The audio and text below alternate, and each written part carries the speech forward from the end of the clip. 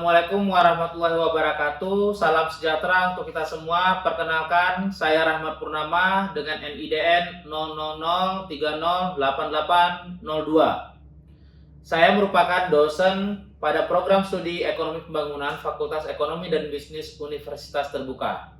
Saya mengampu beberapa mata kuliah pada program studi ini, yakni 1. Sumber daya alam lingkungan, statistika ekonomi, matematika ekonomi, dan karya ilmiah. Pada kesempatan ini, saya ingin mempresentasikan pernyataan diri dosen dan unjuk kerja Tridharma Perguruan Tinggi atau PDD UKT-PT bidang pengajaran sebagai salah satu syarat sertifikasi dosen pada salah satu mata kuliah yang saya ampu, yakni mata kuliah Ekonomi Sumber Daya Alam dan Lingkungan. Mata kuliah ini mendeskripsikan prinsip-prinsip ekonomi dalam mengelola sumber daya alam dan lingkungan. Kemudian, bagaimana menganalisis trade-off antara pertumbuhan ekonomi dan kelestarian lingkungan, serta strategi pembangunan yang berkelanjutan. Adapun capaian mata kuliah ini adalah mahasiswa mampu mendeskripsikan konsep ekonomi sumber daya alam lingkungan dan mampu menganalisis ekonomi sumber daya alam lingkungan untuk mendukung proses pengambilan keputusan pembangunan yang berkelanjutan. Untuk materi pembelajaran mata kuliah ini adalah 1. Melestarikan konsep sumber daya alam. 2. Menganalisis teori optimal sumber daya alam. 3. Menentukan valuasi ekonomi sumber daya alam. Menjelaskan eksternal dan pencemaran lingkungan. Menganalisis kebijakan pengelolaan sumber daya alam. Kemudian menentukan instrumen ekonomi dan lingkungan. Menghitung, menganalisis cost benefit lingkungan, menentukan dan terakhir 8 adalah menentukan strategi pembangunan yang berkelanjutan. Mata kuliah ini akan menggunakan metode DIA. DIA adalah Delivery, Interaction, and Assessment. Dan implementasinya, mata kuliah ini akan diantarkan dengan 2 modus, yaitu modus sinkronus dan asinkronus. Asinkronus berinteraksi dengan LMS, Learning Management System, pada laman elearning.ut.ac.id. Sedangkan sinkronus, mahasiswa berinteraksi melalui media Zoom dan tutorial webinar. Mata kuliah ini menggunakan bahan ajar pokok, yaitu modul UT dengan kode mata kuliah SPA 4317, Ekonomi Sumber Daya Alam dan Lingkungan. Mahasiswa dapat mengakses BMP melalui ruang virtual dan dengan laman pustaka.ut.ac.id dan dapat memiliki versi cetaknya. Adapun sistem asesmen yang digunakan pada mata kuliah ini adalah 8 kali diskusi dan 3 tugas serta ujian akhir semester dengan bobot penilaian 30% dari proses kuliah online dan web dan 70% dari hasil nilai UAS. Demikian presentasi saya mengenai mata kuliah Ekonomi Sumber Daya Alam dan Lingkungan dengan metode DIA. Selanjutnya, izinkan saya menampilkan video pembelajaran Ekonomi Sumber Daya Alam Lingkungan melalui sinkronus dengan media Zoom untuk pertemuan ke-12. Terima kasih. Assalamualaikum warahmatullahi wabarakatuh. Terima kasih kesempatan atas kehadiran teman-teman mahasiswa ekonomi pembangunan yang ada di seluruh Indonesia. Kita ketemu lagi saat ini kita di pertemuan 12 ya.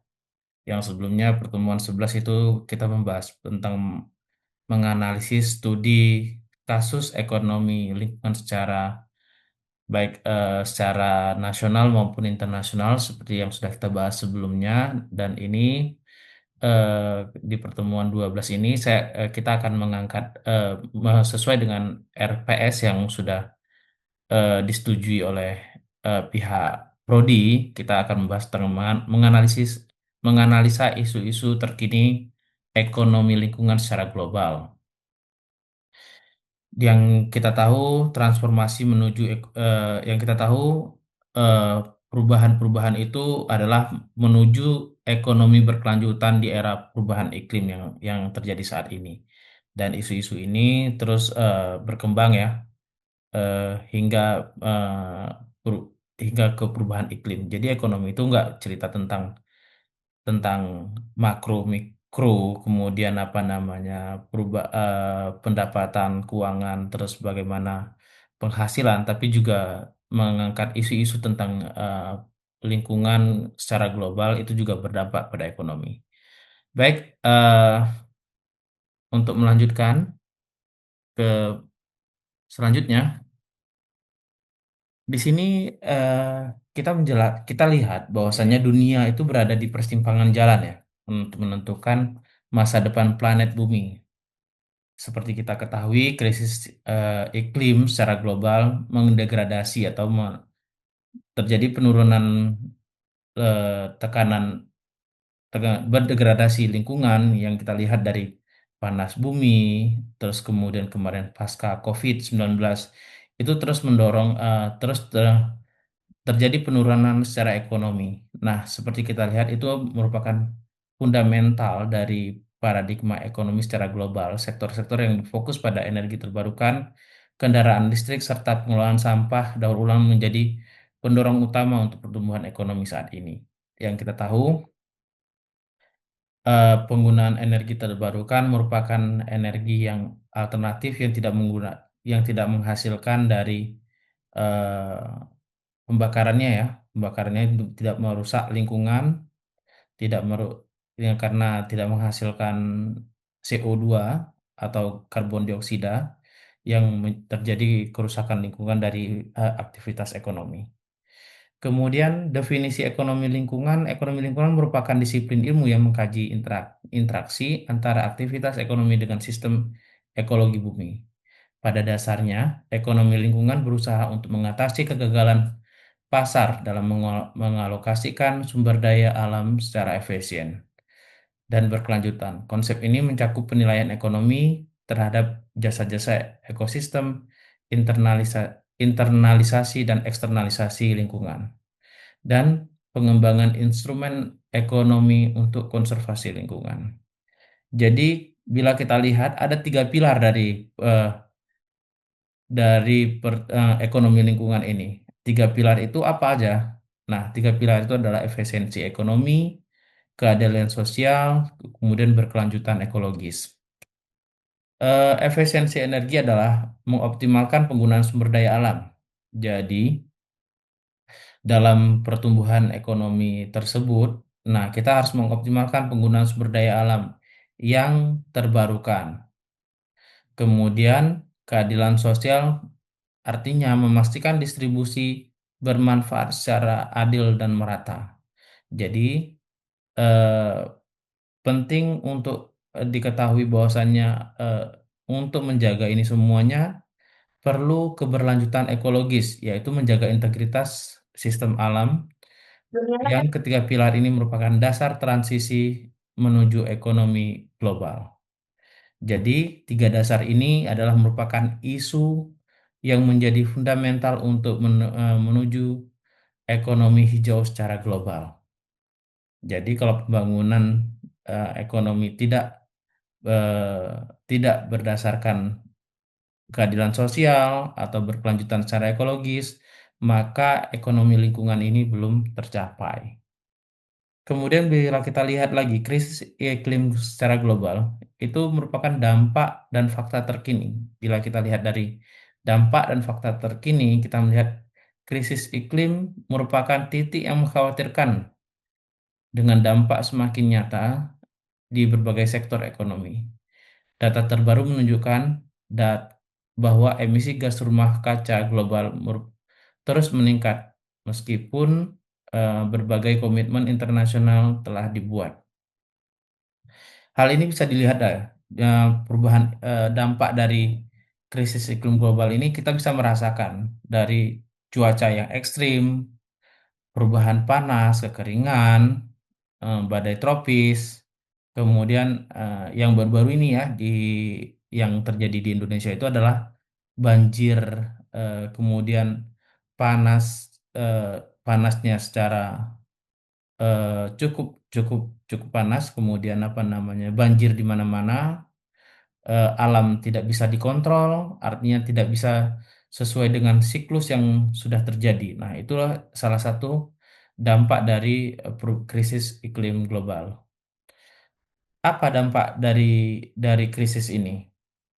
Nah, bila kita lihat dampak ekonomi dari krisis iklim tidak hanya terbatas pada kerugian langsung, tetapi mencakup resiko sistemik terhadap stabilitas keuangan global. Bila kita lihat, bila kita lihat ini ya, apa namanya? Jadi kalau misalnya perubahan iklim ini, eh, contoh nyatanya, bila kita lihat masyarakat itu tidak bisa panen secara teratur atau bisa yang biasanya panennya 3 kali, bisa-bisa panennya cuma sekali. Hal ini bisa terjadi salah satunya dengan perubahan iklim. Bila terjadi banjir seperti itu atau kekeringan, nah itu akan eh, merugikan secara langsung untuk berdampak pada perekonomian masyarakat. Mungkin seperti itu. Nah, kita lanjut tentang transisi energi. Perkembangan energi terbarukan. Saat ini, transisi energi secara global menuju sumber daya energi terbarukan telah mencapai momentum yang belum pernah terjadi sebelumnya. Energi terbarukan merupakan salah satu tren keuangan berkelanjutan karena energi ini dibutuhkan dalam skala terus bertumbuh dan di seluruh dunia. Investasi dalam teknologi energi bersih terus meningkat, didorong dengan penurunan biaya teknologi, dukungan kebijakan pemerintah, meningkatkan kesadaran akan urgensi transisi energi. Nah, bila kita lihat perkembangan transisi energi saat ini juga di Indonesia juga bisa kita lihat bahwasanya transisi energi di bidang terutama untuk energi solar cell seperti itu, pemerintah sedang gencar-gencarnya mengembangkan tentang energi solar cell ini untuk mendukung program transisi energi.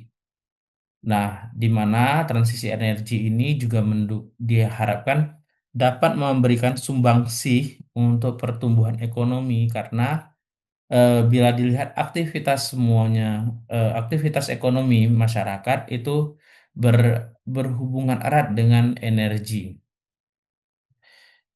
Nah, saat ini bila kita ketahui ya, eh, terutama salah satu tantangan utama transisi energi adalah yang tidak untuk energi terbarukan yang paling urgent itu adalah penyimpanan energi, terutama seperti kita ketahui itu seperti baterai lithium. Baterai ini merupakan tempat penyimpanan energi. Nah, ini merupakan tantangan utama bagi pertumbuhan transisi energi, terutama yang menggunakan solar cell. Nah, kemudian penetapan harga karbon. Nah, ini yang berhubungan erat dengan ekonomi. Nah, seperti kita ketahui, isu-isu ini juga isu yang lagi hangat-hangatnya untuk di Indonesia. Bagaimana mekanisme penetapan harga karbon? Nah, yang kita ketahui Indonesia merupakan salah satu paru-paru dunia ya, paru-paru dunia yang terus digalakkan untuk memberikan sumbangsihnya untuk memberikan eh, atau memfilter karbon-karbon emisi-emisi karbon dioksida yang ada di muka bumi ini. Nah, seperti kita ketahui bagaimana penetapannya. Penetapan harga karbon telah menjadi salah satu instrumen kebijakan iklim yang paling efektif dan berkembang pesat di seluruh dunia. Pendapatan penetapan harga karbon melebihi 1.000 dolar miliar untuk 2024.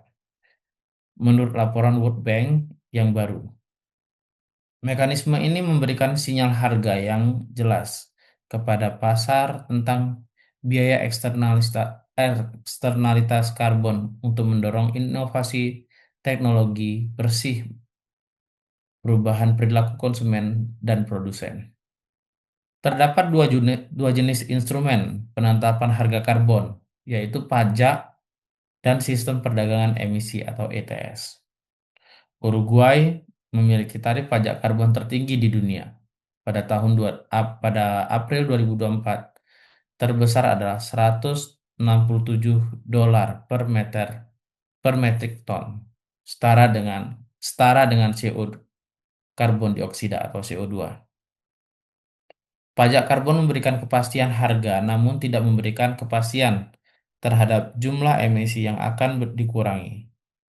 Sebaliknya, ETS diberikan kepastian terhadap batas emisi, namun karbon eh, berfluktuasi sesuai dinamika pasar. Nah, dan melihat perkembangan dari global, penetapan harga karbon sekarang mencakup 28% dari emisi global, menunjukkan ekspansi yang signifikan dari cakupan geografis dan sektoral instrumen. Penetapan harga karbon pada 1 April 2024 terdapat 75 mekanisme penetapan harga karbon yang beroperasi di seluruh dunia, mencerminkan adopsi yang semakin luas. Nah, bila kita lihat sekarang ini adalah peran sektor swasta, inisiatif korporasi. Perannya apa? Peran sektor swasta itu telah menjadi pendorong utama dalam transisi menuju ekonomi lingkungan secara global. Seringkali bergerak lebih cepat daripada kebijakan pemerintah dan menerapkan praktik berkelanjutan. Inisiatif berkelanjutan corporate telah berkembang menjadi program CSR sehingga strategis inti yang integrasi dalam semua aspek dapat bekerja dan beroperasi. Mungkin demikian ya teman-teman mahasiswa yang ada di seluruh Indonesia. Bila ada pertanyaan, saya persilahkan. Saya persilahkan. Mungkin dari Agnes ya. Agnes mungkin punya pertanyaan.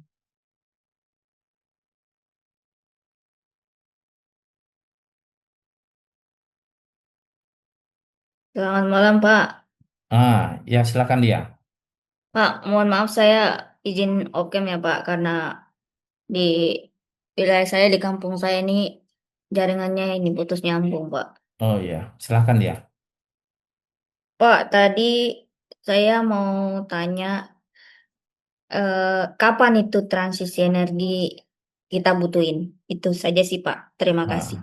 Baik, menarik ya. Jadi kapan transisi energi itu dibutuhkan? Seperti yang eh, dijelaskan sebelumnya ya.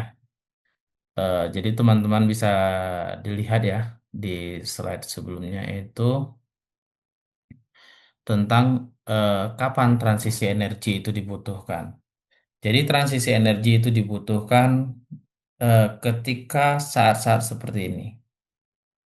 Bila kita lihat saat ini pancaroba atau perubahan iklim itu sudah tidak bisa diprediksi. Nah, salah satu penyebabnya adalah peningkatan eh, panas bumi yang seperti yang isu-isu yang sebelumnya, climate change, perubahan iklim. Nah, itu mendorong untuk terjadinya transisi energi. Yang kita ketahui, transisi energi ini adalah pemanfaatan dari energi-energi terbarukan untuk mendorong peningkatan ekonomi atau untuk melakukan aktivitas ekonomi itu menggunakan energi terbarukan. Nah, mungkin seperti itu Agnes. Apakah Agnes su atau tadi Lia ya, Lia yang bertanya. Apakah Lia sudah paham?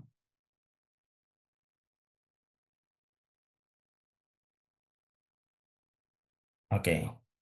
Nah, Makasih, silakan. Pak. Oh ya, Makasih. terima kasih Lia. Silakan pertanyaan selanjutnya. Dari siapa?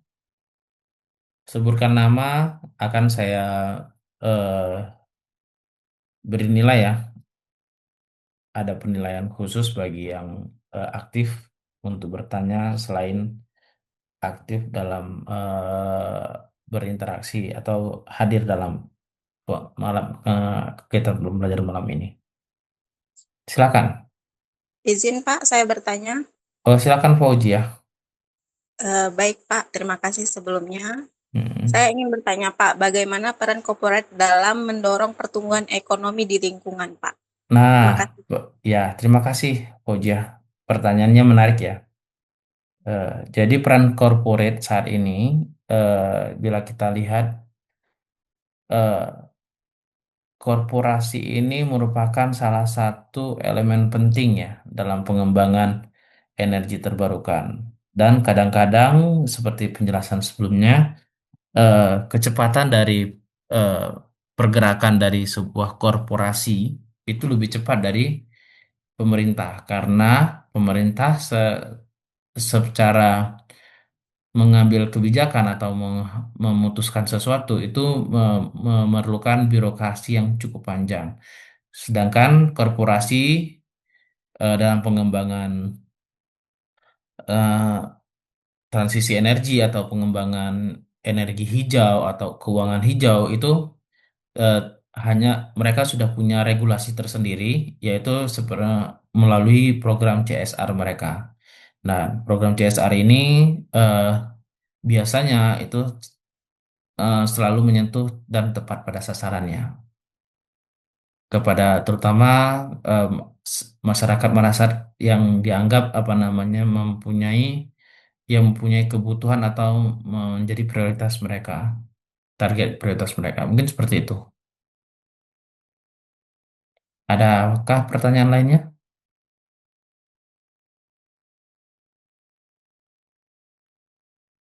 Oke. Nah, jadi sekali lagi teman-teman, tolong dipelajari bila tidak ada pertanyaan lagi ya. Jadi tolong dipelajari tentang lewat modul teman-teman yang ada di baik baik eh, yang sudah mendapatkan modul ya, terutama yang sudah mendapatkan modul.